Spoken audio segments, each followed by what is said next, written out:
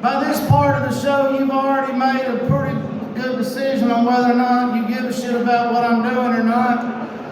And so I'm going to take what you call a risk and play a song that I only complete about 75% of the time that I try to do it.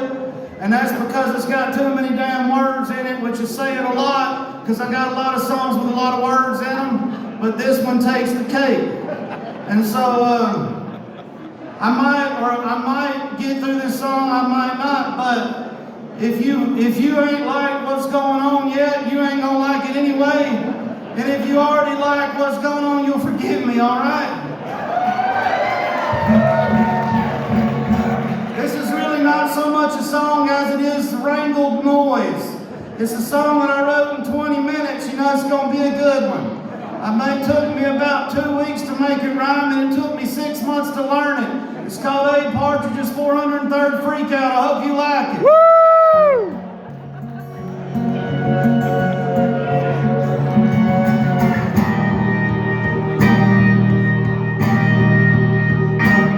Sometimes I think we're already dead, or this trap that I call time is just some inception-like dream state I'm in as I lay dying. I think maybe we never existed at all, or just some five-sensitive hallucination, or just the mirror image of a higher reality beyond our comprehension.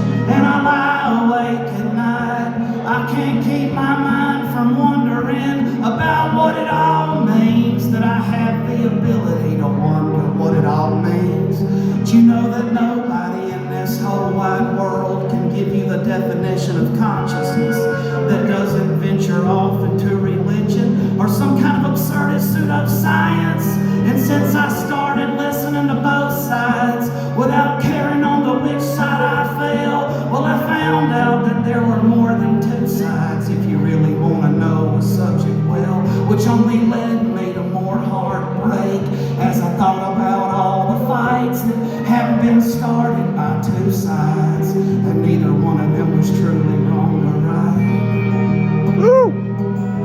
And then I started considering the brutality that I witness every day, and how numb to the sight of human suffering that I'd become in my middle age.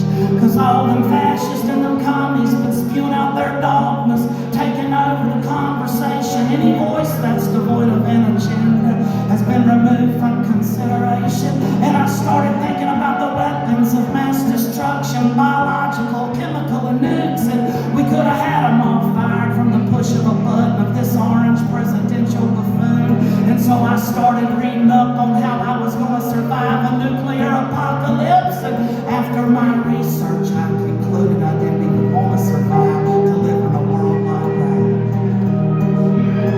that. So even if I try to be positive and convince myself someday we might actually see peace, well, it's then that I realize in like a billion years or something our planet's going to cease to be, because the sun has gravity too, you know. We're being pulled in as we orbit, and if we don't find a way to destroy ourselves, then the sun's gonna do it for us. And so, la la la la la la la la, turn off your mind. Woo! La la la la la la la la, turn off your mind. La la la la la la la la, turn off your mind. 'Cause an active mind, it's the devil's playground. Well, I made it through the first verse for y'all, right?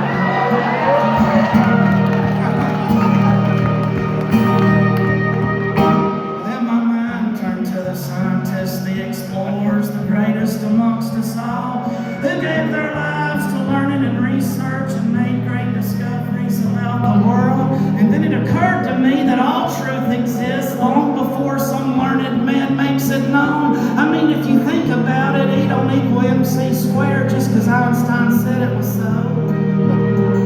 And now considering this, science kind of seems like a waste. I'm gonna devote myself to art. At least an artist creates something of value, a unique representation of his heart. Then I looked around at this plastic world and their frowning faces and their disdain for beauty, and I seen all the poor starving artists dwelling at the fringes of a cold society. you know that we would not have for a lease if it were not for this individual named Beethoven? And we'd certainly not have the White Album if Paul McCartney never met John Lennon. And I said, well, maybe that's my problem. I miss my Lennon. Somehow that chance don't pass me by. And that's the reason I'm standing here singing this stupid song and losing my freaking mind. And then even this stranger thought my tortured mind began to ponder. Lord, I wonder what if Einstein would have met McCartney first while John Lennon was studying the great wonders. I mean, I ain't saying it would have been the Beatles, man, but it would have been interesting to see what they put out, because I know that Einstein had some pretty cool hair, but I wonder if he could twist and shout. And maybe if Einstein had been singing, oh, blah-dee, oh, blah-da, instead of drafting the letter to Roosevelt that paved the way for a nuclear bomb, then a little boy from Nagasaki could have married a pretty young girl from Hiroshima, and they could have sang, oh, blah-dee, blah-da together and taught their children songs by the Beatles. And I can't imagine that the guy that wrote Imagine would have been any use in a science lab unless that lab had the sole purpose of giving world peace a chance. And so we gotta give Lennon to science and Einstein to McCartney. We gotta find a way to get back in time. But then I realized if we ever build a time machine, it'll be based on the scientific work of Albert Einstein. So la la la la la la la la, turn off your mind.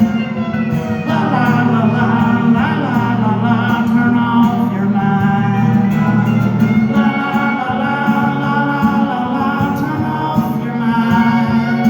Because an active mind is the devil's playground.